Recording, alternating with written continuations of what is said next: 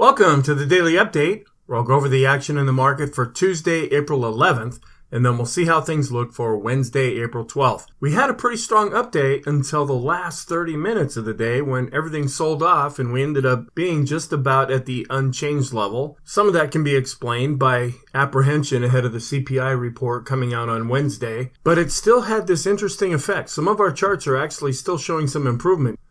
Before I get started, just a couple of notes from April 22nd through May 14th. I've actually bumped that back a couple of days. I will be traveling. My intentions are to do at least the daily videos and any other videos if I'm able to do that.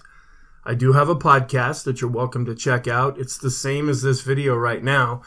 In the description of the podcast and the videos are PDF files containing all the slides and charts that I use in this video. I do have a private Facebook group that you're welcome to join. I have the poll that is posted. That'll be up all week. I'll go over that in the weekly video. I want to also continue to ask, do you want me to add chapters to this video and also zooming in if you feel that that will be helpful when I'm looking at certain charts? And I'm aware of some of the audio issues that I have. I'm trying to get some equipment when I'm on this trip to be able to fix that. Let's go back and talk about what happened. Right at the open, we had a higher open with prices remaining near the unchanged level. As the day went on, prices moved higher and we actually were able to get up to R1 at 41.22. Then there was some late day selling that took prices back down to the unchanged level. So we were 0-0 on the day on below average volume. Now that's not necessarily surprising ahead of this big economic report, but we're seeing a trend over time with volume really tapering off. The technicals are still positive overall. We still have some overbought conditions in the short and intermediate term, and the inflation and interest rate scenario is really the main focus right now, and we're still waiting around to see if there's going to be more banking information that comes out. Here's the intraday chart where we had pretty much a flat to slightly higher open. We broke out, got all the way up to R1, danced along that level, and then you can see just within the last 30 minutes or so of the market closing, we saw prices go all the way down to the unchanged level. Here's large cap growth versus value, showing how they both were higher and then ended up coming down. Here's the closing values where growth was down with the large caps. With the mid caps, growth underperformed, as well as with the small caps. Here's the intraday chart. We had been drifting a little bit higher overnight and then heading into the open, but then similar to what we saw before Monday's session, prices really started to come down in the futures. We chopped around a little bit. Here's the sideways action right after the open, going up to R1 and then coming right down into the close, and we're still chopping sideways in the initial overnight session. So what are some comments that we can make? Volume continues to be below average. The anchored moving average from the all-time high is still providing support. That hasn't changed. A lot of the points on this slide are the same as what I put out in yesterday's video. The NASDAQ and the NASDAQ 100, they were still negative yet again. The small and mid caps did do a better job in Tuesday's session. On a short-term basis, we have the Stochc RSI, Stochastics, and Williams Percent are all giving us extreme positive readings. Intermediate term, a new addition, the McClellan Oscillator ticked back up and is now extreme. The TTM squeeze, we're watching that, as well as the PMO study and the Chaikin Oscillator. On a long-term basis, we're keeping an eye on this, and this could actually be positive, that 10-day moving average of the new highs and new lows in the S&P. The dollar was down and interest rates were up. The home builders ETF negative divergence that we've been seeing, that's still on the books, and we're still seeing if that will provide some headwinds to the market. The 30 to the 5 is normal, with all of our other yield curves remaining inverted. Sentiment was unchanged at 60, so we're still positive.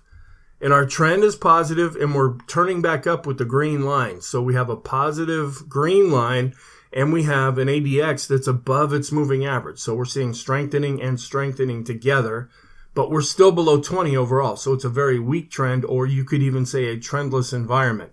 Our bias is now mixed, and I mainly changed that because of the last 30 minutes taking us back down to unchanged, and our momentum is mixed. The market could pretty much go either way depending on what this report has to say.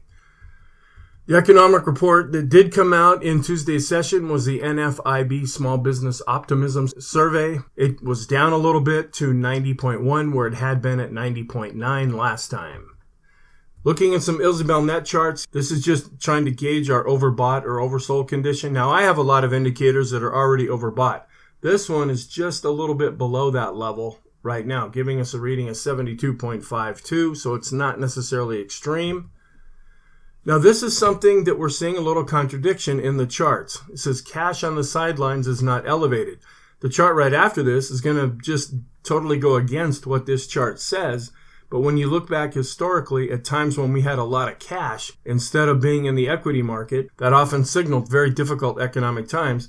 And according to this chart, we're not elevated right now. But we look at this next one, dash to cash, and this is showing how things are going up. So they might be using a different demographic to measure these things, maybe retail investors versus institutions and so forth. This is suggesting that the ISM is getting into recession territory. We're actually dropping down. The dark blue line are the new orders of the ISM, and the lighter blue line is the S&P earnings per share, and they tend to go pretty much hand in hand with each other. We're looking at Bitcoin. It's back above 30,000 now. It's starting to make a few headlines around. Some folks are getting excited. But we're seeing a real outflow of money going into Bitcoin right now. People got burned before. They don't necessarily want to get burned again. The latest reading from the GDP now, folks, the green line is what they're predicting, a little bit over 2%, where the range is now bumped up a little bit from the last time we saw this chart. The folks that are giving a higher forecast are up over 2%, and they're actually coming above zero now. Just like what we're seeing in the U.S., we're also seeing a real contraction in lending in Europe, and it's dropping below this line. Now we look at the blog post from Real Investment Advice. Their headline says, bank loans shrink at a disturbing pace. You can see the chart over here on the right. It's really dropping off with the commercial banks and loans as well as leases that they're allowing to do. Another chart they have just says U.S. cyclical equities have underperformed but are still not pricing recessionary outcomes. So even though they've been under difficult times, if we go into a recession, that could put a lot more pressure on cyclicals. And cyclical stocks are those that go up when the economy's doing well and go down when the economy's doing bad. Game of Trades also had a post on Twitter where this chart is trying to measure optimism and pessimism. When we get a real high reading like we are now, folks are very optimistic about what's going to happen going forward. When we come down here to this 0.4 line, that's extreme pessimism. Now, this is going against some of the other sentiment indicators that we're looking at, but this could be a bit of a concern that folks are just thinking that things are going to continue to go up because they're overly optimistic going forward. Then a gentleman, and I don't know how to say this name, Ungewitter, okay, that's my attempt at that. He also made a post. This is a chart that he got from Edward Yardeni, and this is the number of short or long positions, and it's showing that the large speculators are very, very heavily shorted in the market. And other times when we had a real extreme reading like this, that often marked a bottom in the market. Now, getting into our charts, we have the Ulcer Index, which is still continuing to drop, suggesting that there's not a lot of fear in the market. Here's the VIX, which ticked up a little bit because we did end up closing down from a very higher level, but we're still well below 20 on the line chart, and we're also dropping on the bar chart. Here's the VIX of the VIX, showing how volatility has been chopping sideways. The equity put call ratio, which after spiking up and coming back down, that's already given some support to stocks. If this continues to fall, will that give even more support to stocks? And then looking at a fear gauge, showing how fear is decreasing on this chart, and we're turning down just a little bit on this other fear gauge. When we look at the high beta stocks and compare that with the S&P 500 equal weight index, it's still suggesting that folks are in a risk-off type of posture since this is going down, meaning that they're getting out of stocks and getting into bonds. Our trend shows that it ticked back up just a little bit with the green line, so that positive part is getting a little stronger. We're also above the moving average, so this is improving, but we're still below 20 overall, so we're more or less in a trendless environment. Here's the daily chart, where if we do start to go up here, we might have some pretty significant overhead resistance. If we continue to go up, we might hit some overhead resistance going back to these previous highs at about the time we would also hit the underside of this upward sloping trend line. That could be like a double whammy of overhead resistance. If we break through that, that would be very positive, but it could turn and send us back lower. On the bottom, you can also see where volume is really dropping off. The Stochc RSI is still extreme positive, as is the Williams %R. The stochastic in the short term still extreme. In the intermediate term is still extreme, and also still extreme in the longer term stochastic. The force index continues to be positive even though it declines slightly. We're above all plotted moving averages. We're still having dots underneath with the parabolic SAR. This is a little concern. With the Swinland Trading Oscillator, it ticks sideways, but it has been coming down based on price and volume. However, it's still above zero. The Chaikin Oscillator is starting to come back down after being extreme positive. The Vortex continues to be positive with the green line on top. The Ultimate Oscillator has now come back down after being extreme positive. And this is another concern. The S&P is not outperforming the utilities. In a good, healthy environment, we would see this ratio really going up. And in fact, it's been declining. We're still above the Ichimoku cloud, this green area right here, which may provide some support. Our PMO study, we're starting to get extreme with the PMOs that are rising. We are remaining extreme with the buy signals, and we're still showing improvement with the PMOs that are above zero. The BPI ticked up just slightly, so this is positive overall. We're above 50 and advancing. The NYSE BPI also ticked up slightly, but it's still below 50. The Chaikin money flow is still positive and advancing, but we want to keep an eye on this because we're starting to get pretty extreme with these green bars. The balance of power, even though it declined, is still above the dashed line, so that's positive. Here we're seeing in the TTM squeeze, the bar is turning to a darker shade of blue. That's a warning sign. Where the go, no-go system is still having the darker blue bars, that's positive. We're still above support with the anchored moving average going back to the all-time high. And we have fib levels above current price at about the 41.25 level if we go up, at about the 4,000-ish level if we go down. Longer term, we have other resistance at 41.55 if we go up, at about 4,000 if we go down. And longer term, we have overhead resistance at 42.15 if we go up, and we have support at 40.20 if we go down. The equal weight continues to underperform the S&P 500. That's a little concerning. It shows that the bigger stocks are the ones that are really leading the market higher. This also shows that the big stocks are outperforming. That's when we spiked up, and now it's starting to come back down slightly, but still overall, the big stocks are leading the way. The elder impulse system for the S&P is neutral. The McClellan Oscillator, after coming back down, is now shot back up and is looking rather extreme. The NYSE McClellan Oscillator has turned back up and is not extreme, but that's positive. And summation index based on price and volume continue to advance. That's positive. And we're seeing a little bit of a divergence here with the new look at Dow theory, where the S&P is still above this blue line that I drew across here, where the NASDAQ has not broken out above that. And this is that double top that we've been watching right now.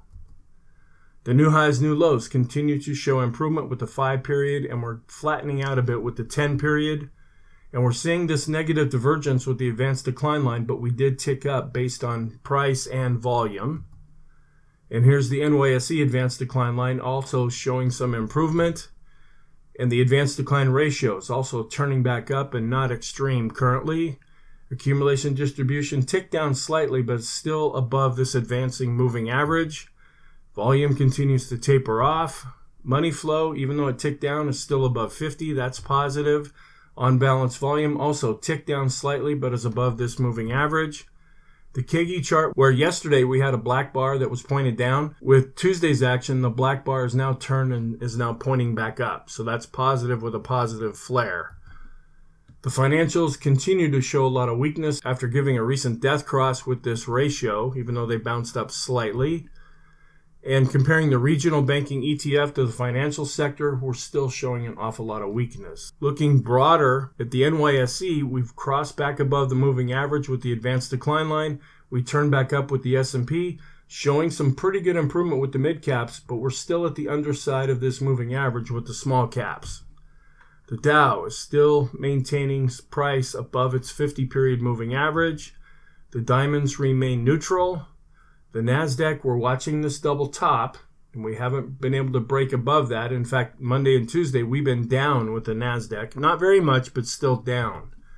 The Nasdaq 100 has also shown weakness over the last couple of days after getting almost to this resistance level and then backing back down. The Qs remain neutral, and we're looking at 13,618 if we go up in the Nasdaq 100 and 12,868 if we continue to fall, roughly 100 points from where the Nasdaq is at right now.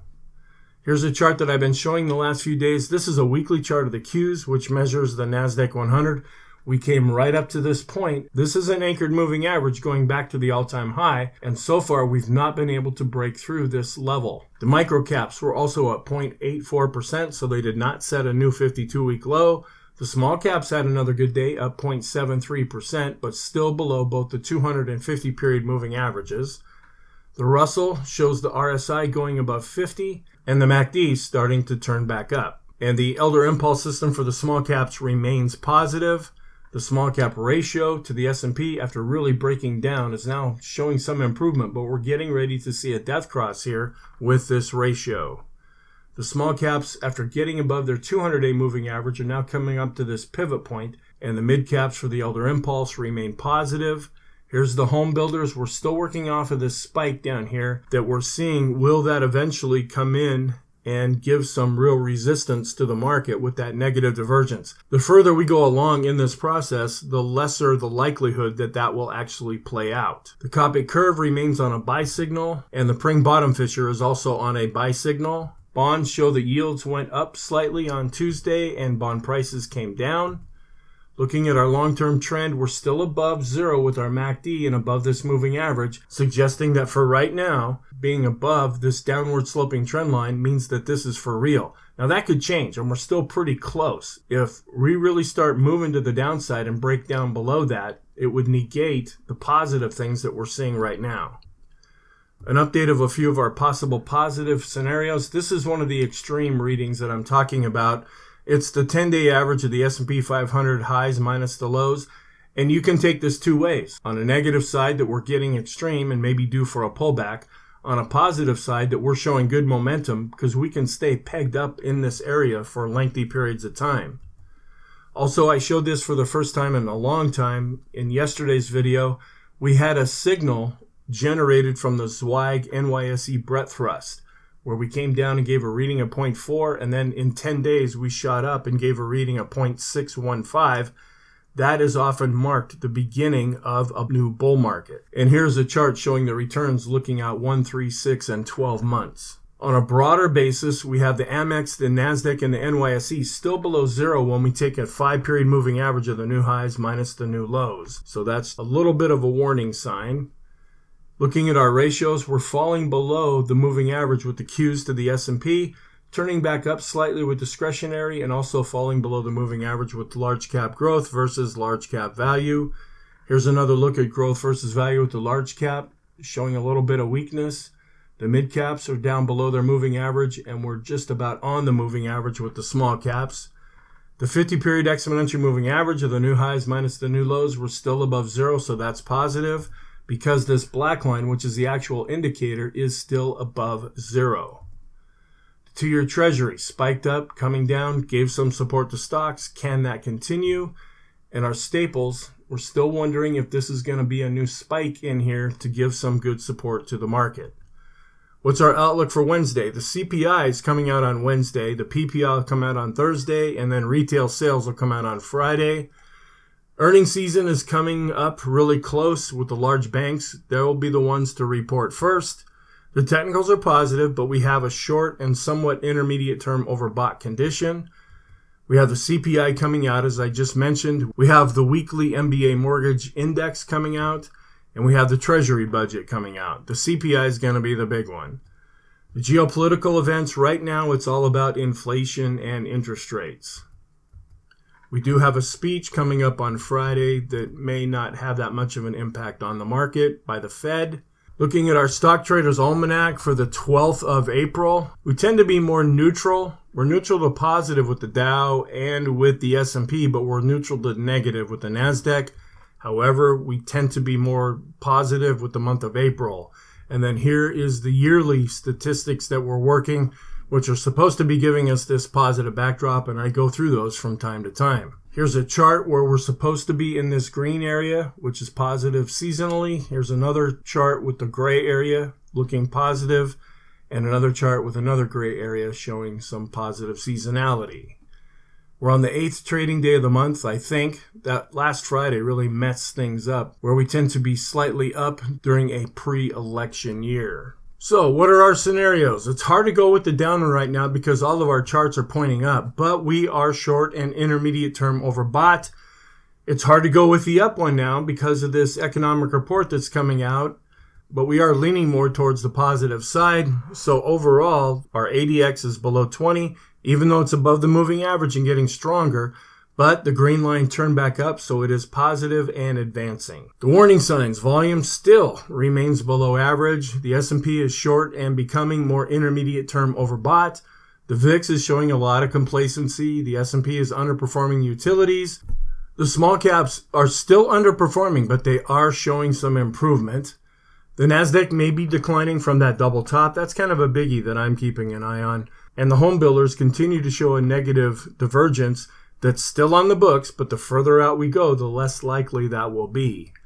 Earnings season is coming upon us, with the banks being the first to report. So our conclusion: the S&P is positive, but in the short term and somewhat in the intermediate term continues to be overbought. So short term positive, intermediate term positive, but overbought.